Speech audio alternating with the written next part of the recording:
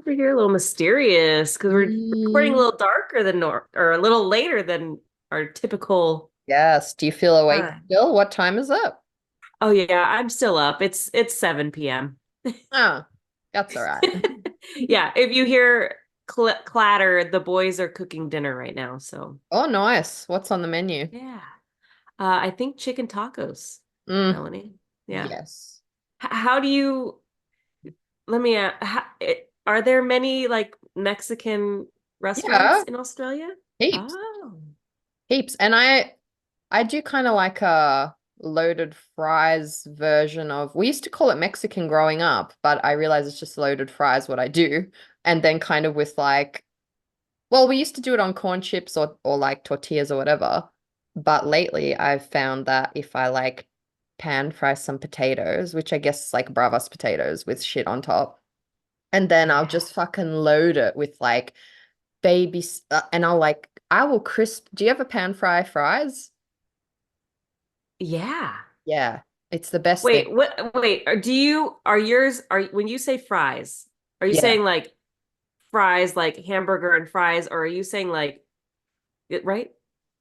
Yeah. Because you Yeah. know like in I think the UK they call them chips. Yeah, yeah. We call Maybe it I'm chips. wrong. We call Okay. it chips. I purposely called it fries for you. Okay, that's very autumnal of you. Thank you. I try to be autumnal at all times. Um, yeah, like it's one of my favorite things to do, eh? And sometimes if I'm having, sometimes I've realized, like when I was a kid, that was like the treat, like getting pan fried chips, fries. And as I've gotten older, I realize I can just make it for myself anytime because it's just potato and oil. Um, and yeah, somehow we went from having this like loaded, I guess like just nachos, but you kind of put like, yeah, like it's basically nachos, but you'll like load it up with meat and like onions and everything. Um, and yeah, I had it somewhere, I think on Bravas potatoes, which are like the little cubey ones, right? They're like in little, and oh my gosh, like since then, and I realized I could do loaded fries. I make the pan fries and then I load it with like spinach and like a salsa sauce and like Oh. sour cream and cheese and coriander and everything. And I make it like massive and then we just feast on it. So I don't know if Oh you would yeah. call it, it's like when you take something from a cuisine and you kind of like tweak it and whatever, it's been tweaked a lot, but it's essentially but like no, we have heaps of great Mexican restaurants around us, and some they do like oh my gosh, there's one in the city I go to, and they have this like Elvira dipping sauce that you get with your Yes. tacos, and they have Yes. like this pulled pork and like pineapple, and that's the one that So like good. when I want that, the good one, I go there in the city. I love to hear it. I Yeah. love to hear it. Yeah. No, it's so some of my family members did like history, like not 23andMe, but like basically they did their ancestry Oh yeah. and a lot of there's a lot of like people Lebanese people that immigrated to Mexico. And Yeah. so a lot of the cuisine is has this beautiful blend of the I love cultures. that. And so like when you mentioned pineapple, it just kind of makes me think Mm, of certain, yeah, like so freaking good. But when I was talking to one of my like cousins, like, yeah. thrice removed, he was telling me that on our Lebanese side, a lot of the family split and some of them went to Australia. And so Oh my they, gosh. yeah, so That's cool. we're all, we could be cousins for all We I know, could Melanie. be. Yeah, absolutely. And I love that I sat here and just told you about loaded fries for 5 minutes when I literally make tacos. And I have started doing it with the oven. I take a pineapple, fresh one, and I roast it down in the oven, and then I put lime and chili on it. Oh, yeah. It's so You good. can't beat it. You can't. It's How do so you have good. yours? I mean, we various styles. Yeah. It's, No, like I want to I mean, it just steal depends. something from you to add to my next time I do Ah, it. What's yeah, like your honestly, like, go-to one? I mean, just basic. We just do Yeah. like the whatever sort of meat. and then we fry up the tortillas, and then Mm. just the onions and cilantro and Mm. salsa, whatever. But yeah, we just stick to the basics because it's all you need. Like It's you all you can't go need. wrong. You Yeah. cannot go wrong. But yeah, every single time it's so good. It So hits I every think time. the grease is where it's at. You know what I mean? See, I disagree with you. I think for me, this is Oh, why the coriander or cilantro, as you call it, the do you call it oh. coriander at all over there, or you I have no had no clue what I idea what you meant? were talking about. Okay. I just thought you were talking about a spice. Cilantro in Australia, we call it coriander Oh. for some Oh. reason. Obviously, Okay. we call it both because I knew what you meant as well. But yeah, I lately I've found that like the kind of little and sometimes I'll cut up like tomatoes with onions and put cilantro in that as well and have like a little that and the Yeah. pineapple and like to cut through the grease lately I'm finding that's when it really hits when you have those little fresh, gotta have the lime. If you don't have the lime Yes. to cut through the, as long as there's lime, actually, I can just have like the solid cheese and like pulled pork ones. But if there's Yeah. no lime, I'm just like, Are you a spicy girl? Like, can you handle peppers and yeah. I wouldn't say I'm a spicy girl, but I definitely grew up on like cayenne pepper. I can handle more than just like average, like British level spicy. Like I yeah. definitely grew So you up can have some around people. pepper more. Yeah, yeah, You yeah. can. I definitely grew up around with people who like even the slightest little flame would just like cause them to burst alive. But like I wouldn't say I'm either end of the spectrum as per usual. I just fall somewhere in the middle. So if it's too I want to taste my food, you know? If it's like Yeah. super, super hot and I can't taste the food anymore, you've lost me. But I'm always willing to push it right to that edge of comfort. It's good. I'm learning some things right now. That's good. So yes, that was my very long neurospicy answer to that Very question. spicy. Do you like Moderately spicy. Moderately spicy. moderately spicy? What about you? Oh, I Yeah. love spice. Yeah. So if Like it's burning the tongue, I'm if you good. go to like a restaurant and it's got the three peppers next to the item, could you do the three pepper item? Or are you, Yeah. oh, you could do it. Oh What? yeah. Okay. Okay, she's not She could do it. And playing. you know what? She would choose it. She would Would you? prefer it. Yes, I Mm, love spice for sure. that's Not all the amazing. time, but like I find it's funny because you know, this year I did it, but in the last a couple years ago we grew like we had a bunch of gardens, so we had like peppers that we would just grow like jalapenos and whatever. And Mm, so we that's like with every meal we would all have to have peppers or it just was no good, like especially once you're like at lunchtime having sandwiches, if you don't have like a mm, fresh either Fresno or Serrano or jalapeno, like you're ooh, like it's no fun, it's no good. gotcha. So Like I'm in the yeah, almost like salt or pepper. Like you just have to have that little bite there. yeah, Yeah, I just get a little, it. just like sting the tongue, then take a bite of the Mm, sandwich, sting the tongue, take a bite. yes. Yeah, well, welcome everyone.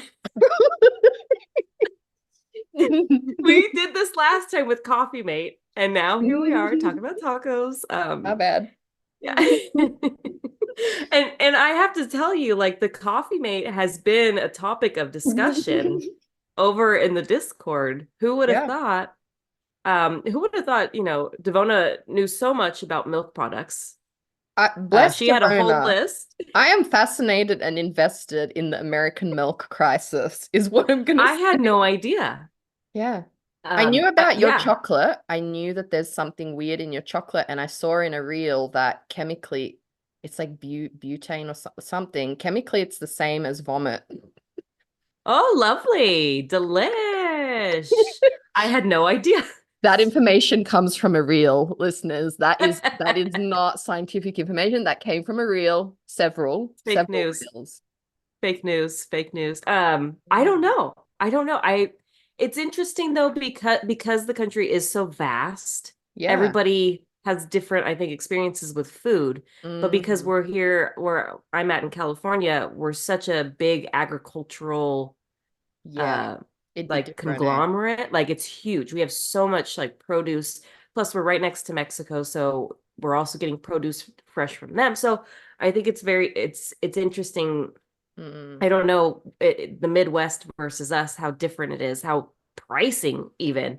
But yeah, we have a lot of dairy farms here, the whole Yeah. shebang. So I But you know, a lot of what it's you all been hear good to on, me. I don't know. yeah, but that's the thing. Like, as much as I take the piss, I'm also fully aware that a lot of what we see on our little screen devices is just clickbait. Like, people just love to post whatever's the most dramatic thing to get attention. But, like, yeah, most people are probably just living a regular ass life, blissfully unaware of like a lot of this shit. And yeah, Yeah. I'm sure it's real. I also Yeah. fully believe that there's vomit in chocolate somewhere. You Google it. I'm You sure. Google it. I saw it one too many times for it to be fake news. I don't want to Something. know these things. I want That's to so live fair. blessedly devouring my puke chocolate and just But it's loving every probably second of not it. puke chocolate where you are. Well, I hope freaking Nah, not. it wouldn't I be. don't know. Yeah, who knows? It's fresh from the Willy Wonka. So. Well, how have you been, puke chocolate aside? Great, absolutely great. Yeah, like we're all a little sick. We've all been sick from like No. off and on. Each person in the family has been sick like since What? probably July. What the fuck? But Isn't I that when know, you had COVID? yeah, yeah. Yeah. So Armando and I had COVID. The kids didn't that time. And then a couple weeks later, Alicia got it. And then nobody else really. We all kind of felt it, but it wasn't bad. And Mm, then Adrian, and then now we're all like got some sinus thing, but no. we're surviving. We are. It Oh. might be the food. I don't know. Could be. Bless But yeah, we're good. you. If you will need to keep it a shorter ep, just let me know if you're feeling knackered. No, I'm fine. I was just trying so hard not to sneeze the whole time during the Ah, interview. So just you might see sneeze. my, well, I didn't want to like press mute. It was just the whole thing. I was like going through my head, like, oh, what a pain. And so, but you might see my eyes get really glossy and red during the interview. And that was me just like, don't do it. Wow. We're very alike, and I want to help you break this people pleaser thing right now. You Ugh. literally nearly exploded your eyes just because you were worried what your friend who you chat with every fucking week, who has anxiety disorder and literally has to stop to breathe when we record, just fucking sneeze. What? What? If you put it on mute, what would we think?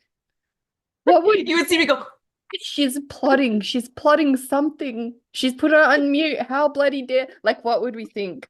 I think we both grew up with some really demonic people in our life, right? It's perhaps. speaking of which, I know you're gonna think, Oh, how is she making this segue? This book, though, okay. like Oh, okay. Yes. Okay. the way it's hitting on like this, for those who aren't watching, Midnights with You by Claire Osongo. The way I'm obsessed with this book, and the reason I tie it into that is just like one of the characters in the book, like just that high control, high toxicity, that like, and just the way the main character is a people pleaser and like is traumatized by that. Fuck, like I resonate with a lot. Like I definitely grew up around people like that, and it's why we feel like we can't press mute to sneeze because at Yes. some point, somebody that we grew up with would have made a thing about it. They would have like, whatever. So let's break that trauma. I want you to sneeze, Angela. It's so funny because it's such a life lesson. It's so true. Like I would literally let my eyes explode instead of inconveniencing anybody by hitting mute. Yeah, and who are you inconveniencing? But that's the thing, like when we were chatting after in DMs and we were just saying like about making that safe space where we feel comfortable to be like, oh, I need a sneeze. Oh, I feel anxious. Oh, I feel like I need to take whatever it is. Like, I think that's when you feel like you can have those real conversations when that safe space exists. But if you haven't come from that, the instinct is to hide that. The instinct is that you're a problem, that your burdens are too much for people, that like just be happy, just like this book, the way this book deals with that, like I am Mm-hmm. This is one of the best books I've ever read. Like her writing is just, oh, like I everything. know. Yeah. I read that book in two sittings. I Yeah. could not stop reading it. And I don't know, I tabbed things. I don't know what she did, but she wrote one hell of a story that is so like Mm, you are so invested in these characters. And yeah. it's not like a high stakes No. story. It's just following these two high school kids. Mm, But it's the character dynamics, it's their heart and soul, like their inner traumas and like that's the it. things their insides are battling with. It's Mm, so good. Yeah, I couldn't put it down. I was just like, I just had same. to DM her and scream. It's just so good. It's so compelling. So compelling. And you're right, it's not high stakes plot wise, but introspection wise, it's extremely high stakes. And it made me Yes. realize you know how we were chatting with Megan last week, and we were just saying like, and you like, what do you actually like to read? I feel like sometimes, like, I've actually mentally criticized myself comparing my books to like books that are more plot heavy. But I Yeah. realize what I love to read is that very present, very like first person, you're in the head. And like she does that. So it's like a masterclass in how to write first person in like a very, you are in their shoes, you're in their feelings. And yeah, I can't have enough of that. It Love gave that. me kind of like freedom to lean into that more. I think I've been telling myself I need to pull back and give us more. Well, to be fair, I probably did. I spent too much time just in the characters' heads. I still need to make you feel a place as well, which I probably wasn't very good at in my early writing. I Mm. just sit in their feelings and stuff, but damn, like I'm so like honored to be reading an early like an arc of it because yeah, I think it's going to take the world by storm. It's really something special. it's it's amazing, truly. And it's funny that you mentioned like pinpointing the books that you really love. Mm. And like I really sat with it and started really thinking like what are those books? I knew And you would. I saw I your face when we were chatting. I was like, something is happening in her right now. I went yeah, I was like glitching because I was like what are my books? And like there are those ones. It's that book like Midnight, what Mm, is it, Midnights with Midnight's You? with You. Yeah. And then I just read, oh, it's contemporary. Oh, I Wish You Would. Yeah, yeah, yeah. I Wish You Would was so good. And it was a young adult contemporary. And it was just like Yeah. it was based on 24 hours. Again, not high stakes, but it's all of these like emotions and Mm, these things that they're grappling with. I don't know. yeah. I think you're right. It's like digging into the heart and soul of like this human being. And Yes. like, why are these things become so big to the reader because it's so big to them?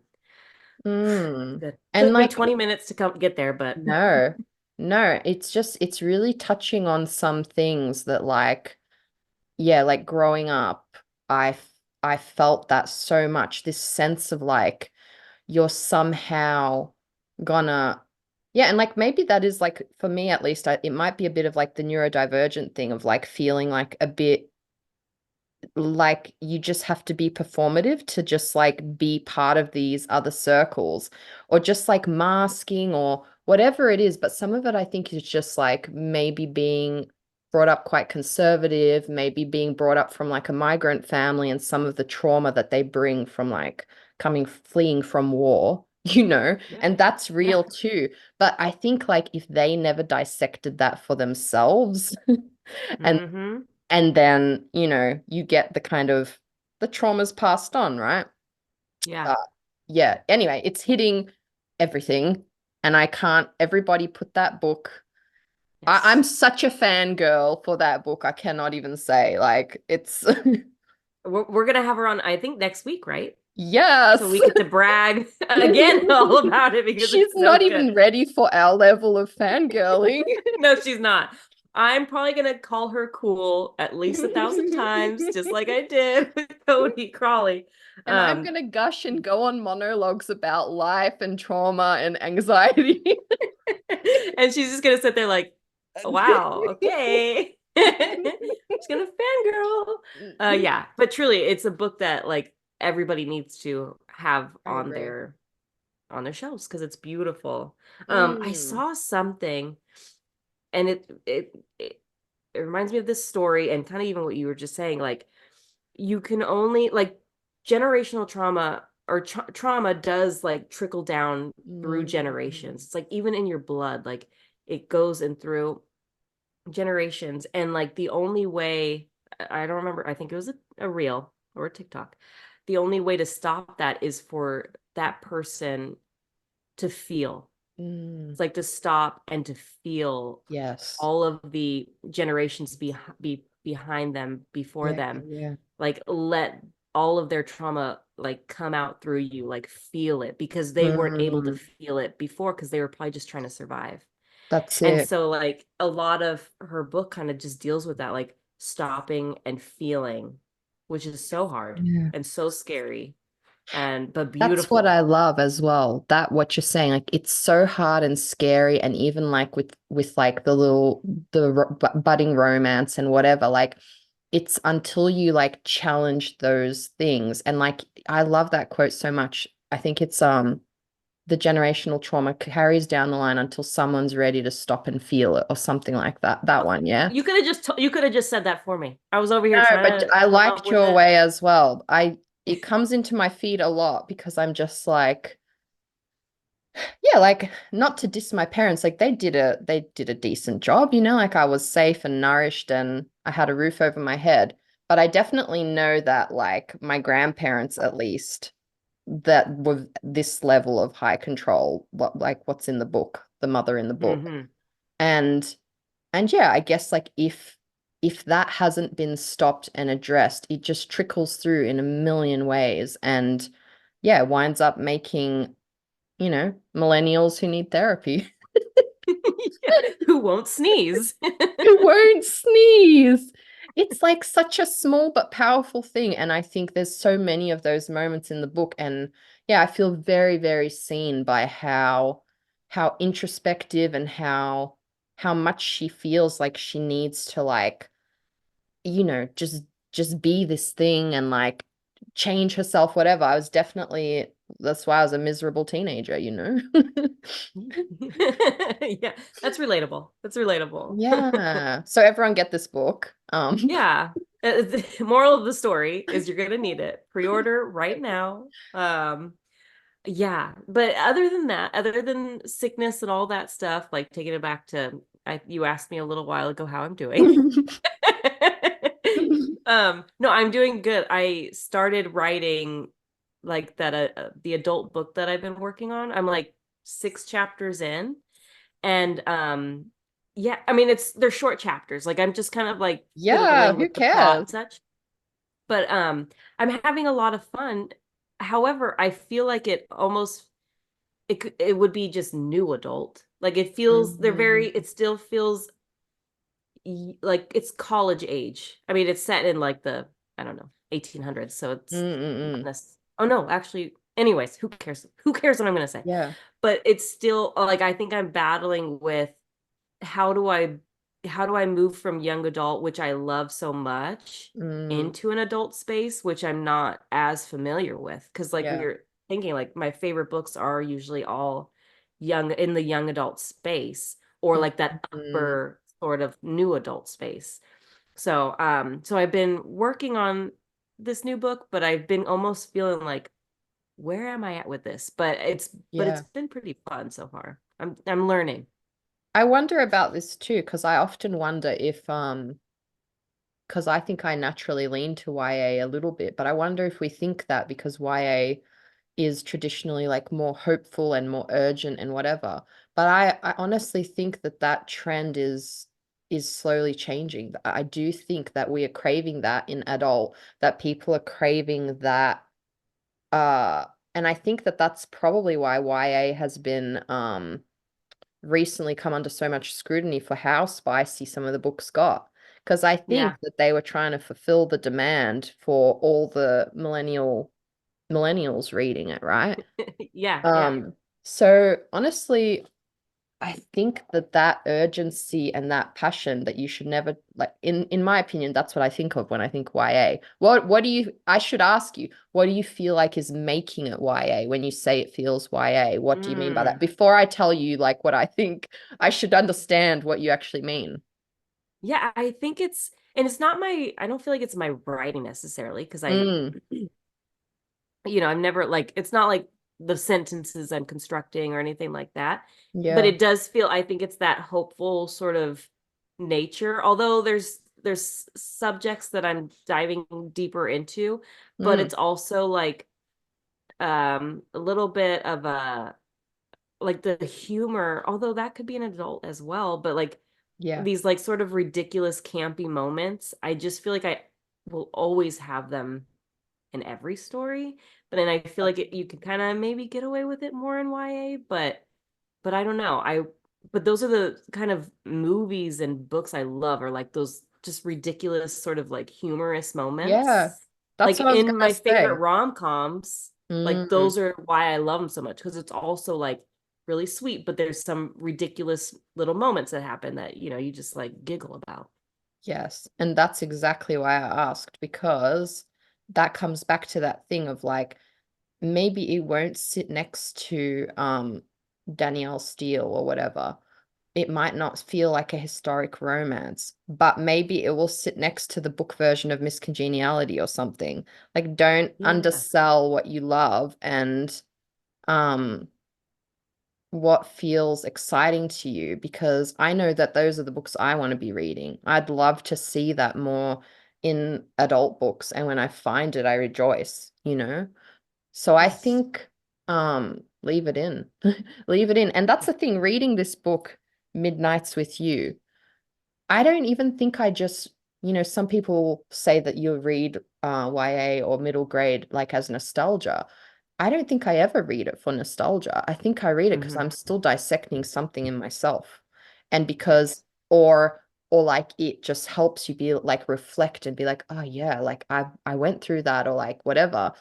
Powerful character stories, and like all those all these little things that she deals with, they don't disappear when you become an adult.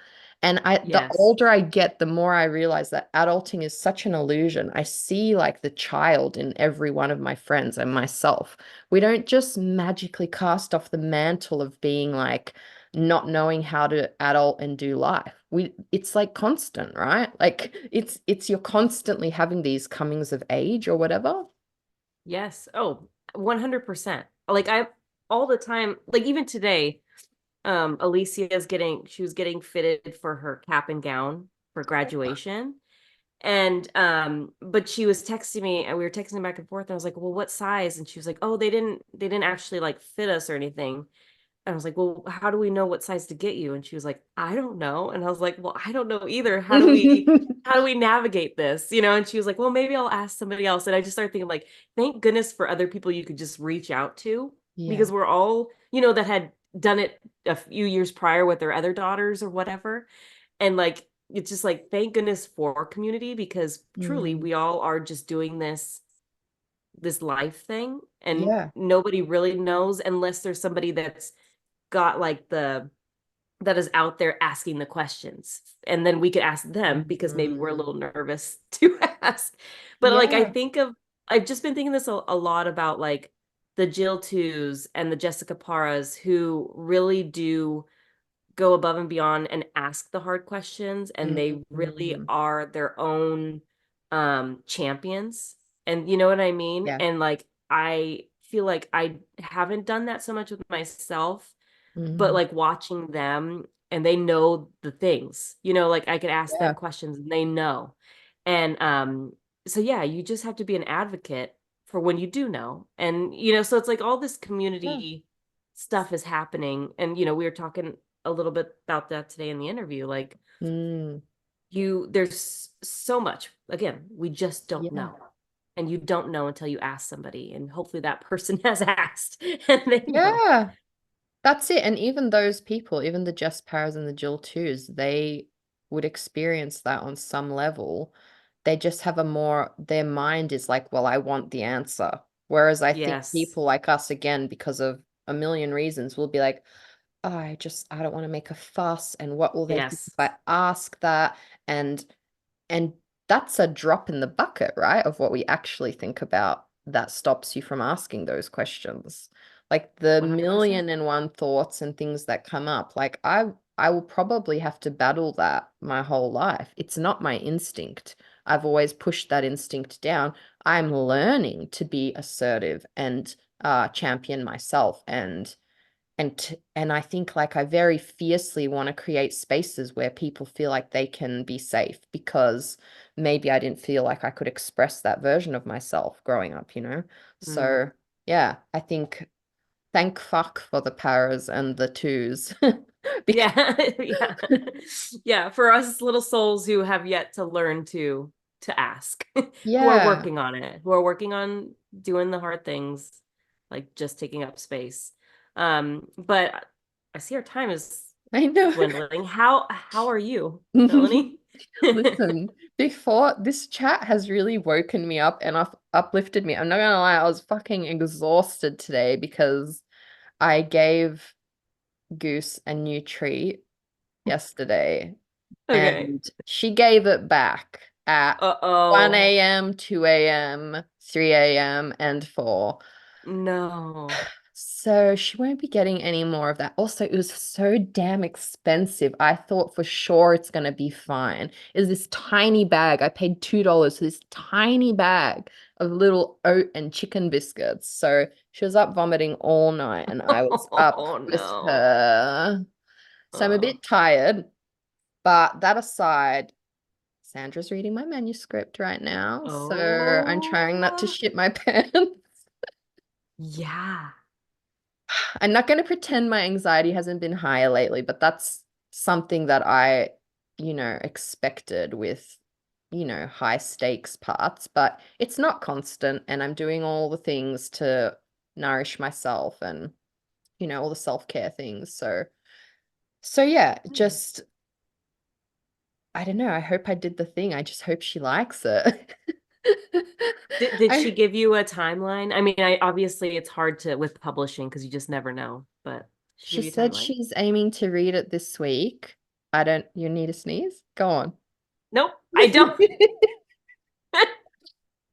She said she's reading it this week. I don't know if she'll finish this week, but it seemed like, yeah, we're aiming to put this one out on sub this year. That is wild. Yeah, so there's that. Yeah. Mostly I feel good about it because I took it like kind of this week, just chill, but yeah, I'm Good. slowly going to start plucking away on Swamp Princess. But I Yes. do have a script to write for Gobsmacked as well. So it's actually a She's busy, busy, she's everybody. busy for this end of year. So yeah, She's just working. yeah, she's working. It Amazing. feels nice. Like it feels nice to like have even if I'm not getting like paid much for it yet. But it feels nice to like have my day filled with writing things and like yeah, most of the time it's pretty fucking magical. Yeah. And yeah, like having guests on like Alicia, I was just like, yeah, like we're in the right space with the right people and yeah, doing our best. Doing the work, baby. We are doing the work.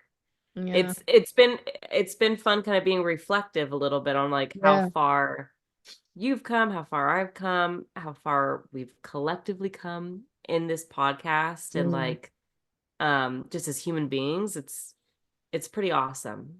And just like getting to meet so many amazing listeners and um Yeah. I don't know, it's sounding like we're stopping the podcast, but I'm just being reflective and No. grateful. I'm a big believer, as you know, of saying the things in the now, not waiting until, you know, pivotal moments. Like, I agree with you. I often have like a reflective moment where I'm just like, yeah, it's just a moment of gratitude for where we're at. And I think it's so important because otherwise you just get caught up in the machine of like, what comes next? What am I supposed to be doing next? Rah, rah, rah, rah, rah. And I don't think that any of the answers or peace is found there in the hustle. I think it's like in these quiet moments where you just have this moment of gratitude. Like that's it. That's the thing that you look for, these little moments where you're like grounded in yourself and what you're doing. And it's not all the time, right? Like we have those chaotic moments where like, why the fuck am I doing this? But it's enough that I'm like, this was the right choice. And I'm so grateful to be able to like do something that fits my brain, that fits Mm-hmm. like how I am. And so, yeah, I'm having that moment of gratitude right with you. Good. Look at us. I'm Look just at so thankful. that. Okay, we have 2 minutes left. Do you want to do any mental health tips before we Yeah, read the read bio? Alicia's bio and then I'll see what I squeeze in.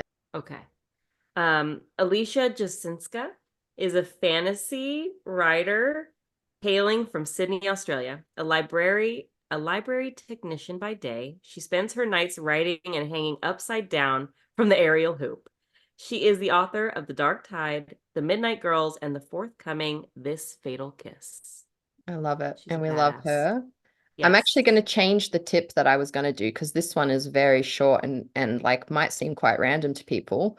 So today's tip is going to be shaking therapy because it's a very quick one to do and it is what it sounds like. And I think I've brought it up on the pod before, but literally like just like the way your nervous system responds to like shaking, like literally like letting it.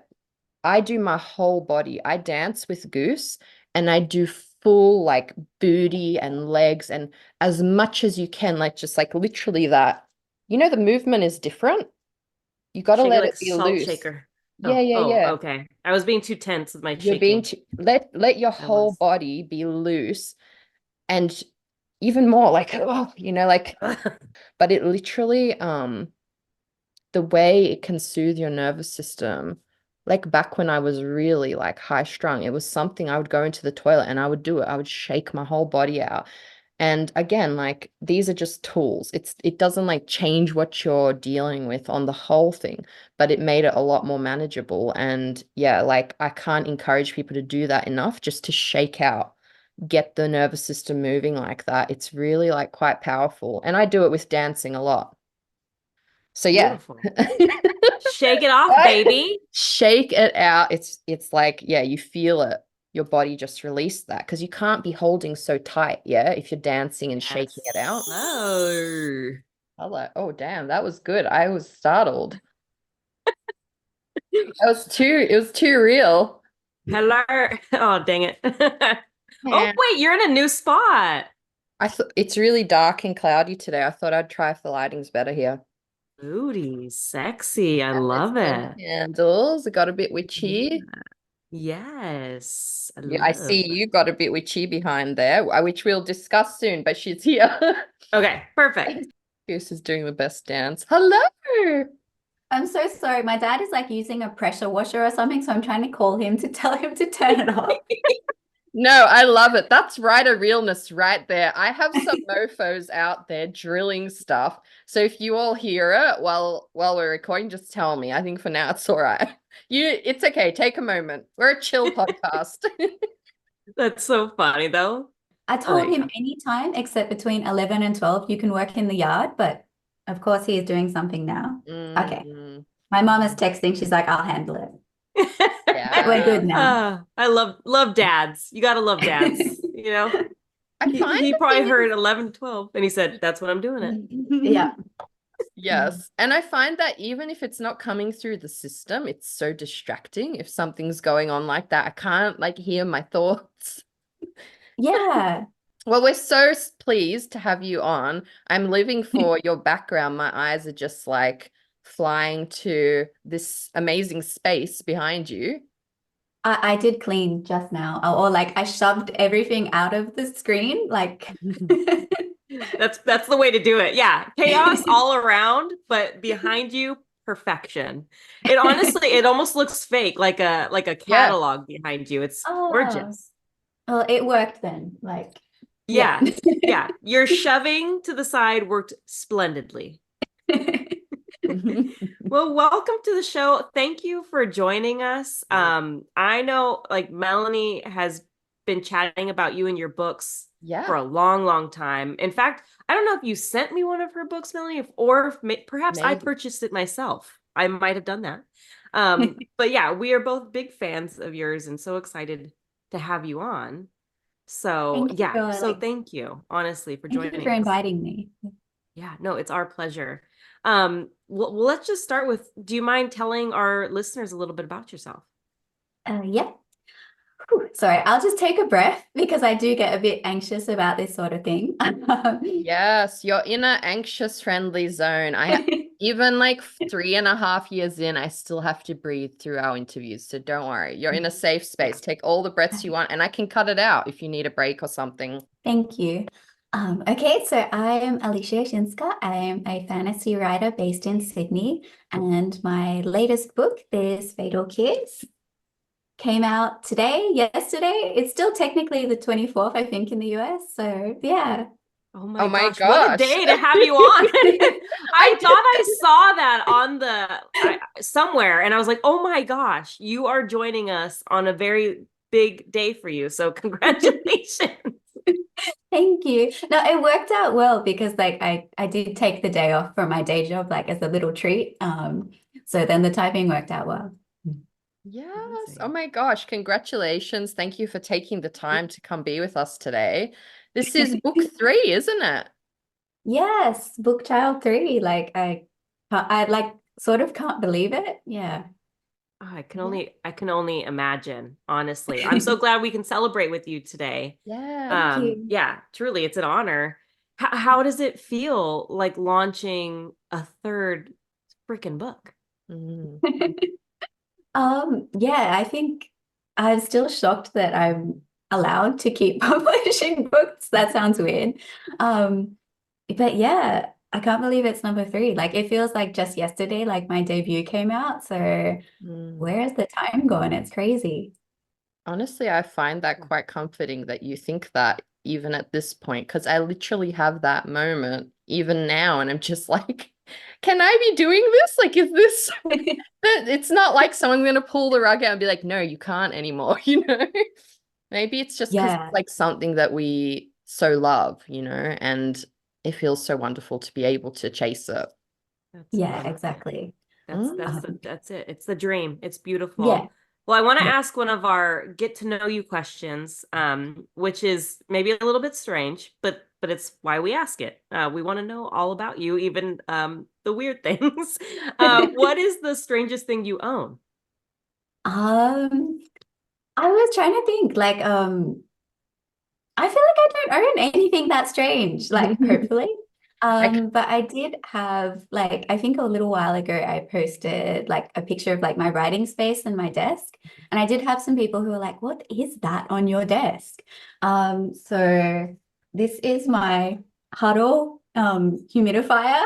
Um, it's like a natural humidifier, like you pour the water into it because it's clay and then like it takes the Oh, humidity away. It's not like an electric oh. one. But yeah, a lot of people were confused about like what exactly that was. So I guess he's the strangest thing I own. That's he's really cool. I've never wonderful. heard of it. Thank Yeah. you. Can you put essential oils on Hado, or is it like just strictly water? I think you can put scented, yeah, scented oil in that sort of thing in there as well. Mm, I haven't tried yet, but yeah, I just use water. Very okay. cool. I like the little face on it too. I just assuming like that people know it. It's like a little character from like Gundam, which is like a Ah. Japanese robot series that I really loved growing up. So yeah, he just sits on my desk. I Oh, figured it okay. must be, yeah. Okay. Not Hado. me. I did not put that together. No, we all need a Hado. And I feel like those little inanimate objects with faces, they feel alive. And it's very like Yeah, Japanese that these things get a soul anyway. These, exactly. yes. Well, I want to ask you, what's something you think about way too often? Um, Probably just like the past in general. That sounds so weird, but like I'm one of those people who like replays awkward moments in my head at like it's a terrible anxiety thing. Like even just conversations are like, oh, how could you do that embarrassing thing like 10 years ago? Like, Mm. I wish I didn't, but yes, I think about stuff like that way too often.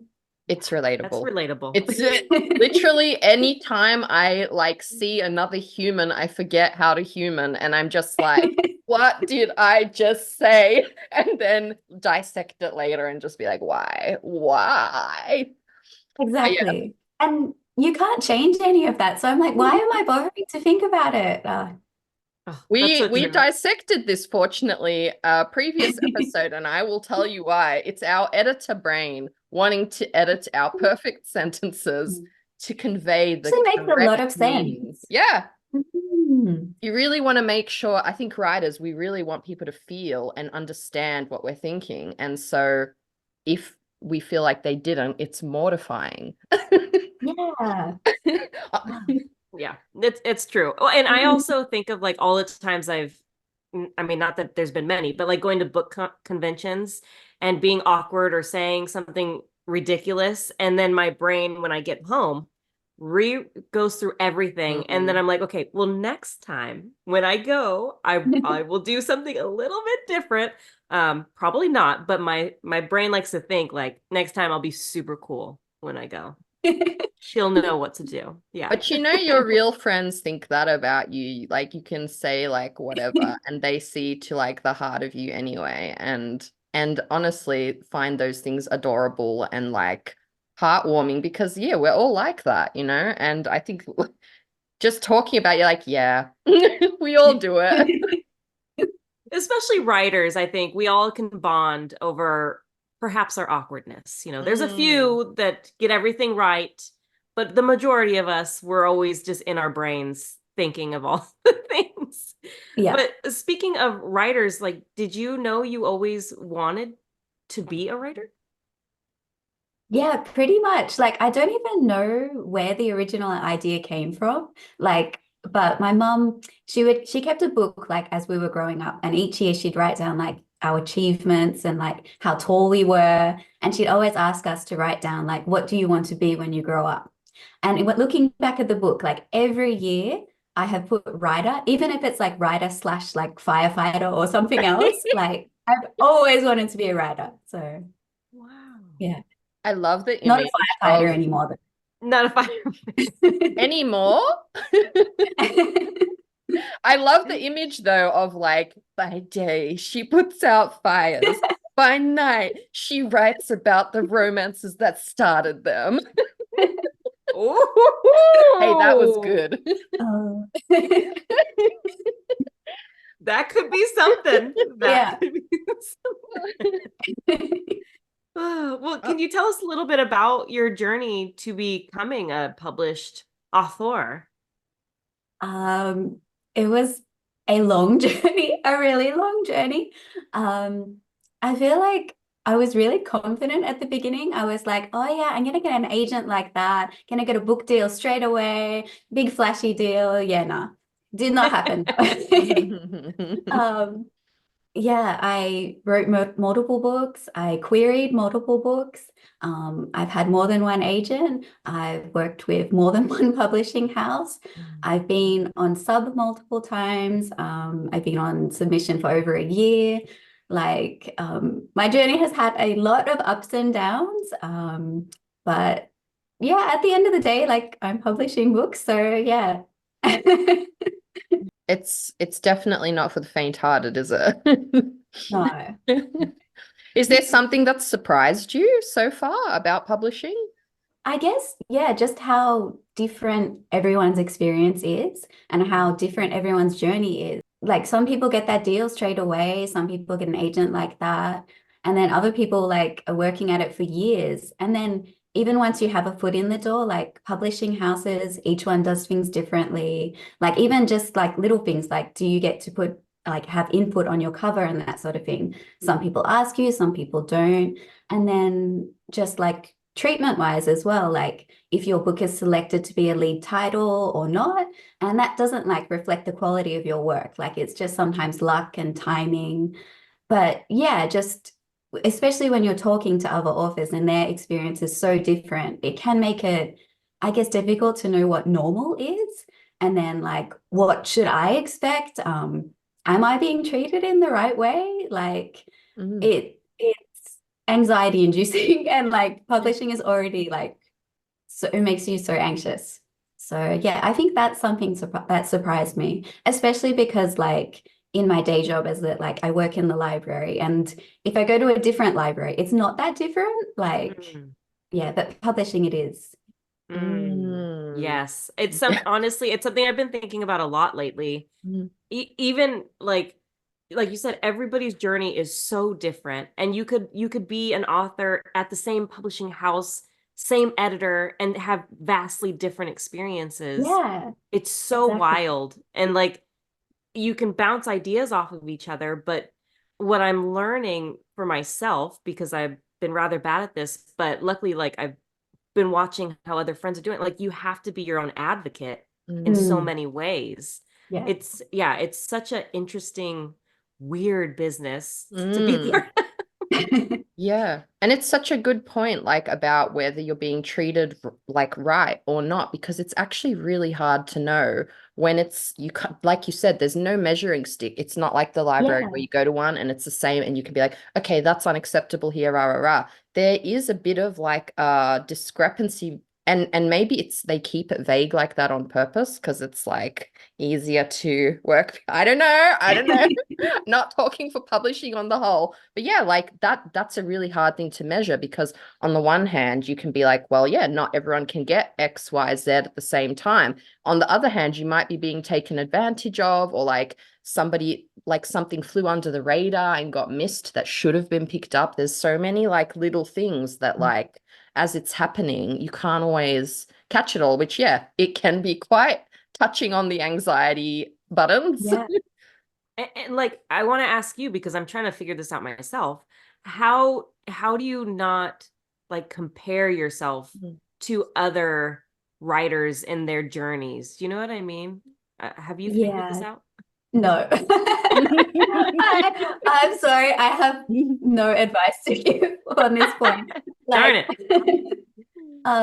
Like, it. yeah, it is really, really hard not to compare yourself. And especially like if someone's getting like I guess more support or things that you would love to see happen for your book, it can be really hard. And like I feel like there is definitely like people, you struggle with jealousy sometimes, and it's not like, oh, they don't deserve this, like these people deserve it too, but you Yeah. want it for yourself. It's such, yeah, it's really hard to navigate. And yeah, I'm still struggling with that. We're working on it, all of us. Well, Yeah. you touched on, you mentioned like it's been a long journey. I want to go back to that for you. Like what kept you going? Like what was the why to face all those rejections throughout the years? I think I've just wanted it for so long, and at heart, I'm just very stubborn and motivated by spite. Like if people like say, no, you can't do this or something, like it just makes you want to accomplish it more. So that at the end of the day, you can be like, well, look where I am now. Like I did do it.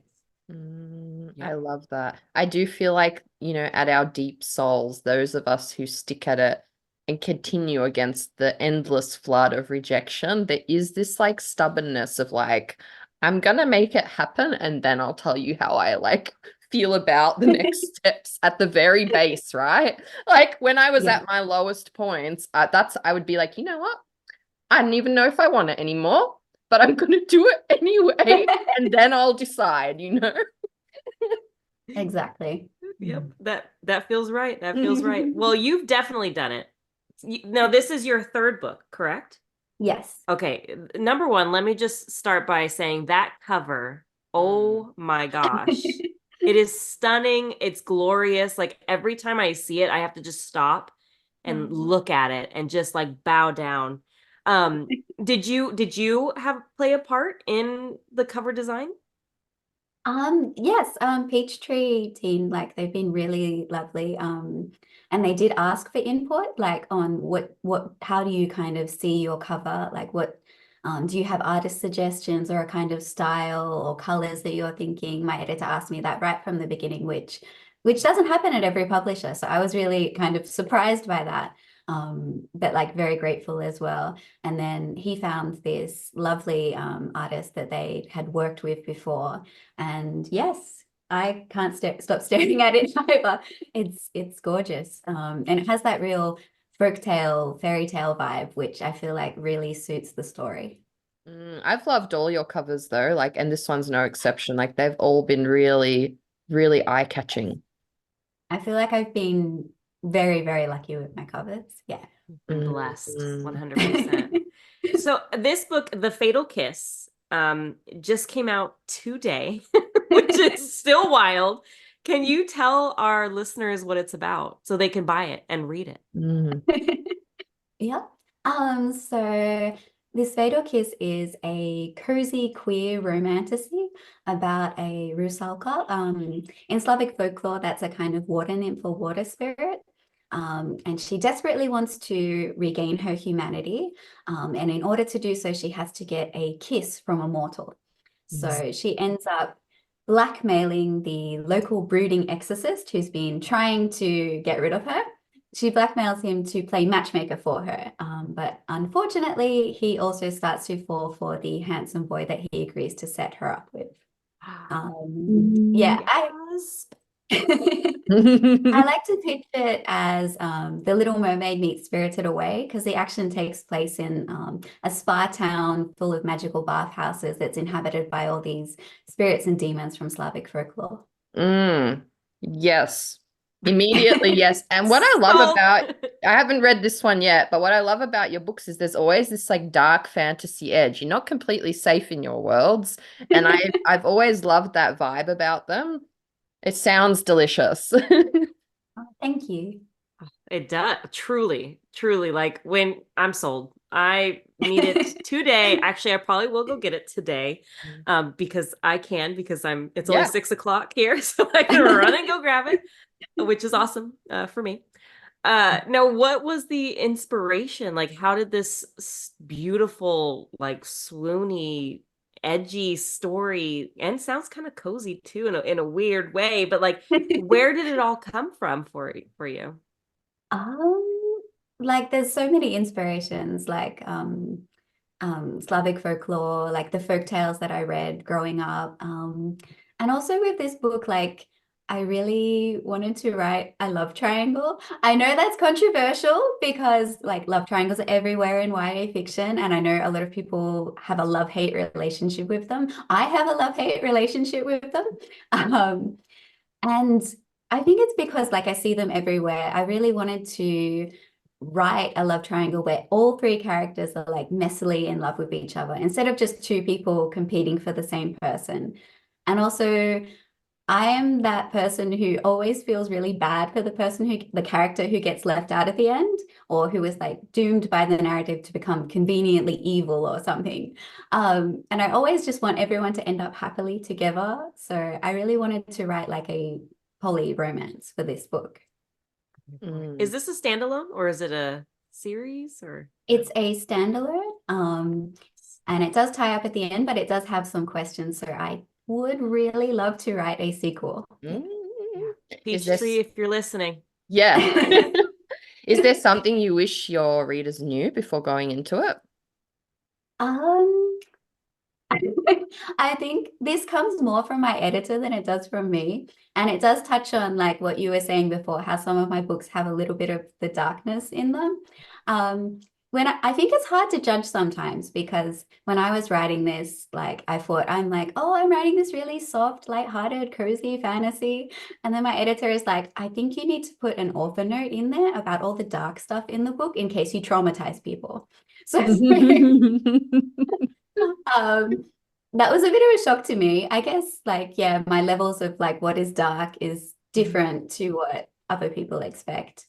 I thought I'd written something really cozy, but apparently not.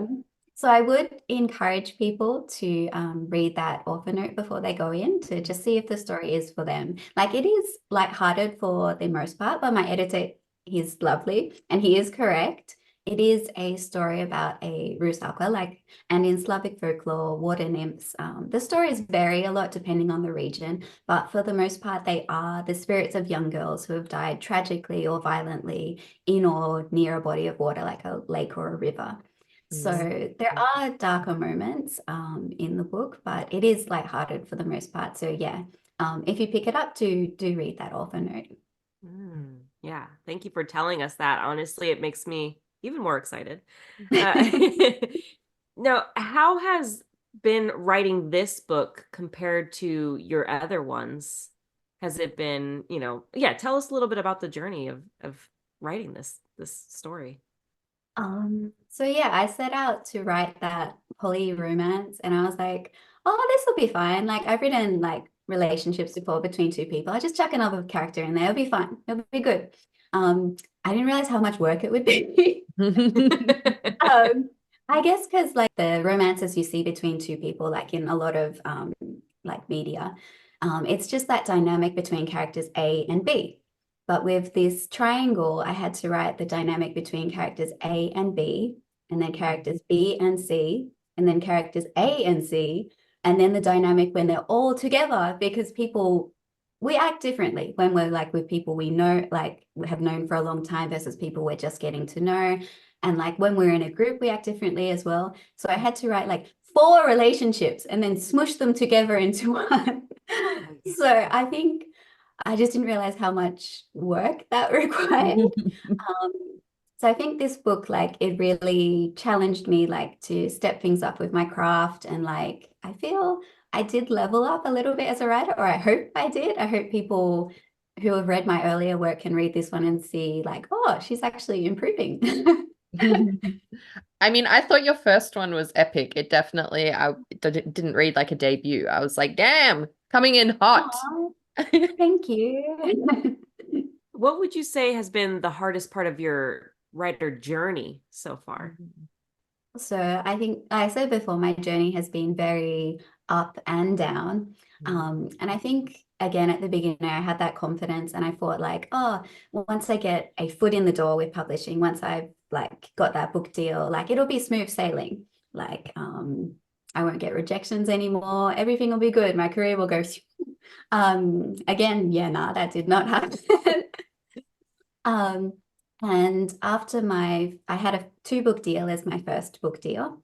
And after I'd completed that contract, my publisher passed on getting a 3rd book from me. So that was a big shock, I guess, to me. I wasn't expecting it. And it was really hard because I felt, oh crap, I'm back where I started. What happened to the past few years? I was back at the beginning again. I'd have to go back on sub. And just, yeah, I feel yeah, you don't realize that there's no guarantee, even no matter how far you are in your career, that you will keep getting those chances to be published, unfortunately. So yeah, that was a big shock and probably the hardest moment to kind of pick myself back up, find that motivation again, keep writing and gather my spite and be no, I'm gonna publish another book. I'll show you. Oh, yes, live off that spite. Hell yes. After that happened, did you go out on sub with the book that you would pitch them, or did you write something new? What happened after that? Let me just be I nosy. did. Is it okay if I'm this nosy? I'm sorry. Yeah. No. No, it's fine if you fine. Yeah, the story has a happy ending because again, I'm stubborn and spiteful, and I really believed in this story. And now this Fatal Kiss is getting published. So I took that story, wrote the full manuscript, and then yeah, went on sub to different publishers, and another publisher bought it. So happy ending. Yeah, live off spite, and look, it turned out. That's it though. You need it because if you reach that point and you had that expectation and it didn't happen and you're just well, what then? If you don't have that kind of continuous drive to keep going, because I think you're right, it can happen almost at any point. I'm sure even some of the biggest names we know get pushback from not every idea fits at that time or whatever. Yeah. But yeah, here we are, book 3. What do you Yes. think has been the most rewarding part of the journey so far? I think it's definitely like the readers I've interacted with. Like I'm not a bestseller or anything, but I have like the best readers. Like they are just so lovely and so creative. Like just I love when I'm tagged in posts and like they've made this beautiful collage of like the characters or quotes and so much better than anything I can make in Canva. Like seriously. Their talent is like um and yeah, they've sent me fan art. I've seen people cosplay my characters. Wow. And there was even a girl who sent me a poem that she'd written about the characters in the Midnight Girls, and that just blew my mind because like I can't write poetry. But also like just the time to think of that and then send it to me, like I was so touched. All of that just like makes the whole journey and like all those hardships, it all makes it worthwhile. That's Yeah. beautiful, honestly. And I feel like that's the dream right there is like Mhm. to just touch it, just one soul, one person. And I mean, enough to have someone write poetry and cosplay. Mm. Like, that's it. You've done it. You've done the thing. It's amazing. Cosplay is goals. Like having readers cosplay as your characters, that's goals. Yeah, it's up there on Baby like the goals. author bucket list. Tick. Yeah. And Mhm. it's true. People really are so creative too. And Mm. yeah, and Canva, like shout out to Canva. Shout out to authors trying to work on Canva. It's a lot of us, we're learning as we go. But Truly, yeah, Canva is fueling the whole freaking writing aesthetic. They it's they so have us by true. a chokehold. Yeah, yeah. Authors alone are keeping Canva afloat. Like whenever Yeah. there's some sort of sale, every author is Oh, on Canva putting up that half off Barnes and Noble, whatever it is. Bless definitely. us and bless Canva. Yeah. What fills your creative well? Um, just other creators' work, like books, TV, dramas, films, plays, comics, everything. Like I love just seeing how people tell stories in like different mediums. It's so Yeah. inspiring. And also yeah, just I like to absorb as much as I can, get different worldviews, see what other people are doing. And I find like even if you don't like how a story has been told, like that can inspire you because you're like, oh, I wish these characters had ended up together, or they should have done this differently. Like then you're like, oh, I'm gonna go write a story where that happens. Like you can draw inspiration like from everywhere. Mm, Yes. Hmm. 100%. And I feel like, yeah, when you, like you say, when even like reading a bad book, I'm just like, I won't be doing that. Or like that language was a choice. And you're just like, what not to do sometimes. And I also see that you do very cool hoop, hoop and ribbon stuff in some of your Oh. I've seen your Instagram posts and it looks very fun. I want to know a little bit about that. Yeah, I've been doing aerials, mostly hoop now, and hoop doubles, which is kind of like trapeze, but like in a round hula Yeah. hoop kind of thing. And yeah, they hang it in the air and it spins. It's really fun. Like, a friend and I wanted to get fit, so but we don't like the gym, so we were like, oh, this looks interesting and a bit circusy. Yeah, I love it. It's it's a great way to like, especially when I've been sitting at this staring at a screen or like I'm blocked with writing or something, to like step away and like just shut my brain off and be creative in a different way Yeah. and just like get physical. And usually after a session of training or something, then like my brain will unblock itself, Yeah. and then I'll get Yes. story ideas and that sort of thing. That's the best. I feel like that's like the best way to get unblocked, to just get outside, go do something, get Yeah. away from the laptop. I'm gonna have to ask you about the hoops because I'm writing a circus book and one of my characters Oh. uses a hoop. So I'm gonna actually use you. I'm gonna dig into your brain a little bit. Maybe you could send me some videos of You yourself. need Just to kidding. look. She looks like a pro. Honestly, I thought you've been doing it your No. whole life. I was like, maybe that she's been in the circus or something. Like your videos are cool. Uh, no, but like I'm happy to answer any questions. Good. I'm gonna Yeah, pick your brain. That is so freaking fun. Yeah. Are there any like shows or movies lately that have just given you that like good, excited feeling? That of like I've drawn an inspiration from. Yeah. I really enjoyed there's a Chinese drama on Netflix, The Double. Um Ooh. like and I thought just the way they wrote like the female villains was so good. Like I don't know necessarily like I'm inspired to write a story like inspired by it or anything. But just like I thought it was so well written and like just really good. And it's like I want to write something like with female villains that are that well written. Yeah. Okay. I'm gonna check it out. I've Yeah. been looking for a new Definitely check it show. out. Yeah, Yeah, I was definitely. mostly asking for selfish reasons because I've been looking for a new show. Oh, it's very good. Yeah, highly recommend. Well, I see we're like ticking down our time. I want to ask you one of our favorite questions, which is looking back at all you've accomplished, which is a lot. What would you tell a younger version of yourself before setting out on this journey to be a writer? I think just hang in there and like don't give up because there are good things coming. Also like if I was talking to my past self, like please get some public speaking lessons. Like I'm so bad at this. And also, yeah, get someone to help you with your anxiety. Like I feel like that would really have helped looking back. I think you're a great speaker, like, and I think what we need is this level of authenticity.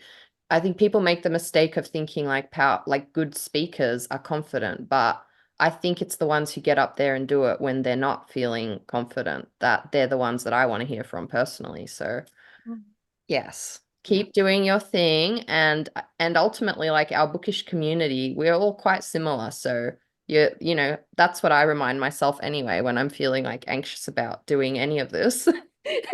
I'm just like, but the bookish people understand, and they're gonna like accept those parts of us. That's it. That's the beautiful thing about this bookish world. Yeah. And I always have to remind myself that every time I go to something, I always think of what Melanie is saying is like, we're all just like these little bookish souls that are kind of fidgety and a little bit sweaty, and we're all doing it, you know? A So I lot always feel, sweaty. yeah, a lot sweaty. Get